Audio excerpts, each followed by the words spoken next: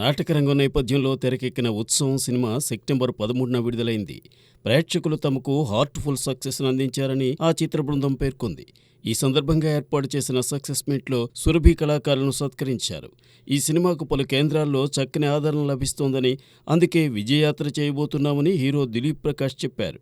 ఈ సక్సెస్ మీట్లో నటులు Ali, Venkata Giridhar, Abhinay Krishna, producer Suresh Patil, writer Ramana Gopisetty, director Arjun Sai పాల్గొని సినిమాను సక్సెస్ చేసిన ప్రేక్షకులకు ధన్యవాదాలు తెలిపారు. హీరోగా మారిన మ్యూజిక్ డైరెక్టర్ విజయ్ ఆంటోనీ కొత్త సినిమా 'హిట్లర్' పాన్ ఇండియా స్థాయిలో ఈ నెల 27న విడుదల కాబోతోంది. పొలిటికల్ బ్యాక్ డ్రాప్లో తెరకెక్కిన ఈ యాక్షన్ డ్రామాను ధన రూపొందించారు. విజయ్ ఆంటోనీతో గతంలో విజయరాఘవన్ మూవీని నిర్మించిన డిటి రాజా, డిఆర్ సంజయ్ కుమార్ దీన్ని నిర్మించారు. తాజాగా ఈ మూవీ ట్రైలర్ను మేకర్స్ రిలీజ్ చేశారు. అధికార పీఠం కోసం ఎంతటి అరాచకానికైనా పాల్పడే రాజకీయ నేతకు హీరో ఎలా బుద్ధి చెప్పాడన్నది ఈ చిత్రకథ.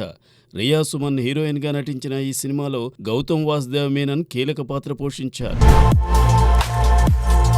మలయాళ కథానాయకుడు, దర్శకుడు పృథ్వీరాజ్ ఇప్పుడు జాతీయ స్థాయిలో చక్కని పేరు తెచ్చుకుంటున్నాడు.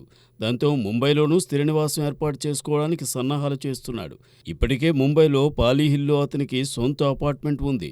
దాంతో బాలీవుడ్ తారలకు అతను పొరుగింటివాడయ్యాడు. తాజాగా 30 కోట్లతో 2871 చదరపు అడుగుల విస్తీర్ణంలో ఓ డూప్లెక్స్ను పృథ్వీరాజ్ సొంతం చేసుకున్నాడట. అతని ప్రొడక్షన్ హౌస్ పేరుతో దీని రిజిస్ట్రేషన్ జరిగిందని తెలుస్తోంది. ఇటీవల విడుదలైన ఆడుకాలంతో అత్యుత్తమ నటన కనబరిచిన పృథ్వీరాజ్ 'సలార్ 2లోనూ నటిస్తున్నాడు. హిందీ ప్రాజెక్ట్స్ మీద కూడా ఇప్పుడు పృథ్వీరాజ్ దృష్టి పెట్టాడని, అందుకే అక్కడి డూప్లెక్స్ కొన్నాడని సన్నిహితులు చెబుతున్నారు.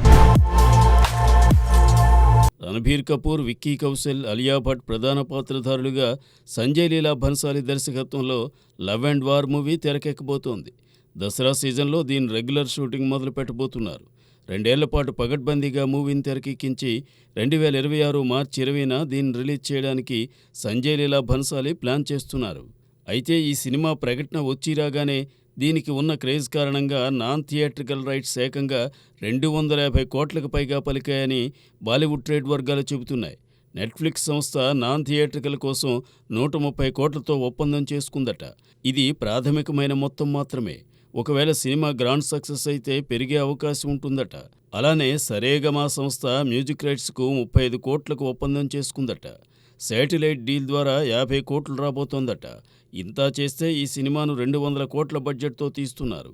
ఇక థియేటర్తో పాటు మిగిలిన రైట్స్తో ఎన్ని కోట్లు వస్తాయో ఊహించుకోవచ్చు. యానిమల్తో ఓవర్ నైట్ స్టార్ హీరోయిన్ అయిపోయిన తృప్తి దిమ్రీ భారీగా తన పారితోషికాన్ని పెంచినట్టు వార్తలు వస్తున్నాయి. అలానే ఆమె ఏ సినిమాకు సైన్ చేసినా ముందుగా అడ్వాన్స్ రూపంలో భారీ మొత్తాన్నే అందుకుంటోందట. ఇదంతా బాగానే ఉంది, కానీ ఇలా వస్తున్న కోట్ల రూపాయలను తృప్తి ఏం చేస్తోందనే అనుమానం రాకమానదు. వయసులో చిన్నదే అయినా తృప్తికి ఈ విషయంలో ఎవరో మంచి సలహానే ఇస్తున్నారు. పారితోషికంలో అత్యధిక భాగాన్ని రియల్ ఎస్టేట్ వెంచర్స్ మీద తృప్తి పెడుతోందట. ఇటీవలే బాంద్రాలో ఖరీదైన అపార్ట్మెంట్ను కూడా తృప్తి కొనుగోలు చేసిందని తెలిసింది. ముంబైలో రియల్ ఎస్టేట్ బూమ్ రోజురోజుకు పెరిగేదే కానీ తగ్గేది కాదు. సో కోట్ల రూపాయలను అందులో పెట్టేస్తే ఆ పైన అది రెట్టింపు అవుతూ ఉంటుంది.